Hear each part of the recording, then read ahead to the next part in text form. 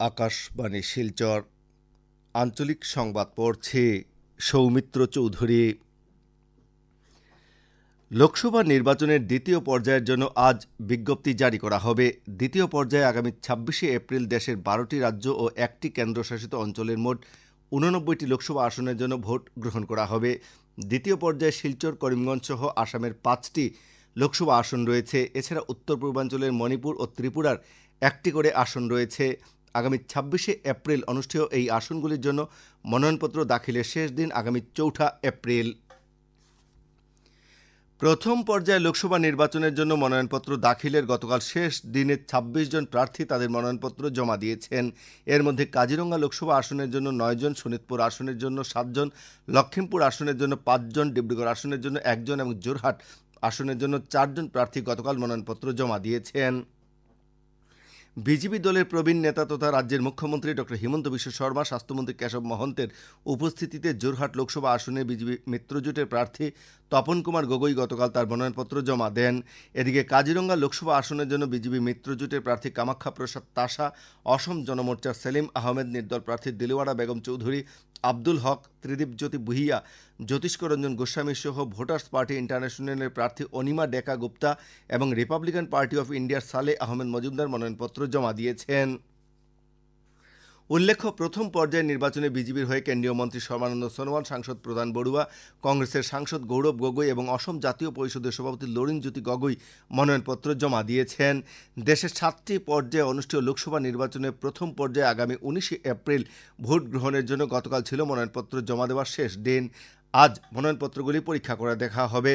মনোনয়নপত্র প্রত্যাহারের অন্তিম দিন হচ্ছে আগামী 30শে মার্চ। আসন্ন লোকসভা নির্বাচনে কাজে নিযুক্ত সব ভোটকর্মী যাতে সুষ্ঠুভাবে ভোটদান করতে পারেন সেজন্য করিমগঞ্জের জেলা আয়ুক্ত তথা রিটার্নিং অফিসারের কার্যালয়ের দ্বিতলে অবস্থিত রাজস্ব শাখায় একটি পোস্টাল ব্যালট পেপার সেল এবং ফ্যাসিলিটেশন সেন্টার খোলা হয়েছে। এতে পোস্টাল ব্যালটের মাধ্যমে ভোটদানে ইচ্ছুক ভোটকর্মীরা পোস্টাল ব্যালট ফ্যাসিলিটেশন সেন্টারের সুবিধা গ্রহণ করতে পারবেন। এছাড়া ভোটকর্মী প্রশিক্ষণ কেন্দ্রে যারা প্রশিক্ষণ কাজে নিযুক্ত রয়েছেন তাদের জন্য এই প্রশিক্ষণ কেন্দ্রগুলিতে পোস্টাল ব্যালট ফ্যাসিলিটেশন সেন্টার খোলা থাকবে। পোস্টাল ব্যালটের মাধ্যমে ভোট দিতে সব ভোটকর্মীদের 12 নম্বর ফর্ম পূরণ করতে বলা হয়েছে। পূরণ করা ফর্মের নিচে স্বাক্ষর করে নির্বাচনের নির্দিষ্ট তারিখের 7 দিন আগে পোস্টাল ব্যালট পেপার সেলে জমা দিতে হবে। আবেদনপত্র জমা দেওয়ার সময় নির্বাচনের কাজে নিযুক্তিপত্র এবং ভোটার পরিচয়পত্রের জেরক্স কপির সঙ্গে জমা দিতে হবে। কাছাড় জেলা প্রশাসনের প্রচার বিভাগের উদ্যোগে আজ আসাম বিশ্ববিদ্যালয়ে ভোটার সচেতনতা সভার আয়োজন করা হয়েছে।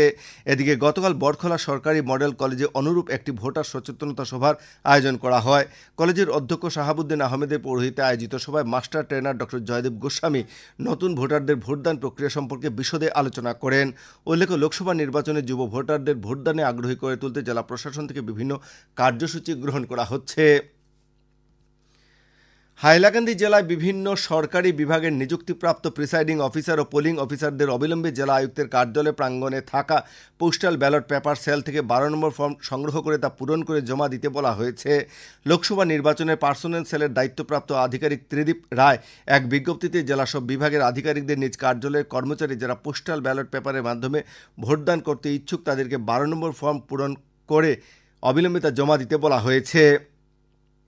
এছাড়া লোকসভা নির্বাচনে নিযুক্তিপ্রাপ্ত মাস্টার ট্রেনারদেরকেও পোস্টাল ব্যালট পেপার সেল থেকে 12 নম্বর ফর্ম সংগ্রহ করতে এবং তা পূরণ করতে বলা হয়েছে।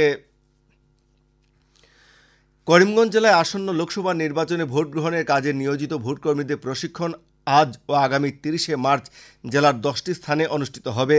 জেলার পোস্টাল ব্যালট পেপার সেলের দায়িত্বপ্রাপ্ত অতিরিক্ত আয়ুক্ত জানিয়েছেন যে 10টি প্রশিক্ষণ কেন্দ্রে পোস্টাল ব্যালট ফ্যাসিলিটেশন কেন্দ্র কার্যকর থাকবে।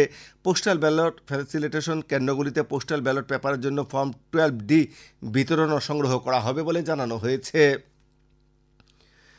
জমির রাজস্ব সংগ্রহ অভিযানকে আরও সহজ করার লক্ষ্যে হাইলাকান্দি জেলায় রাজস্ব চক্র ভিত্তিক বিশেষ সাপ্তাহিক জমির খাজনা আদায় শিবিরের আয়োজন করা হচ্ছে। আগামী 31শে মার্চ পর্যন্ত জেলার বিভিন্ন চক্র আধিকারিকের কার্যালয় এবং গ্রাম পঞ্চায়েত কার্যালয়ে এই খাজনা আদায় শিবির অনুষ্ঠিত হচ্ছে। হাইলাকান্দি তহসিলদার এক বিজ্ঞপ্তিতে জানিয়েছেন যে আজ মাটিজুরি পাইকান গ্রাম পঞ্চায়েত কার্যালয়ে এবং আগামীকাল শিরিশপুর গ্রাম পঞ্চায়েত কার্যালয়ে খাজনা আদায় শিবির অনুষ্ঠিত হবে। সংশ্লিষ্ট জমি মালিকদের শিবিরে উপস্থিত হয়ে জমির রাজস্ব প্রদান করতে জেলা প্রশাসন থেকে অনুরোধ করা হয়েছে। আঞ্চলিক সংবাদ এখনকার মতো শেষ হলো। পরবর্তী আঞ্চলিক সংবাদ রাত ৭টা ৪৫ মিনিটে।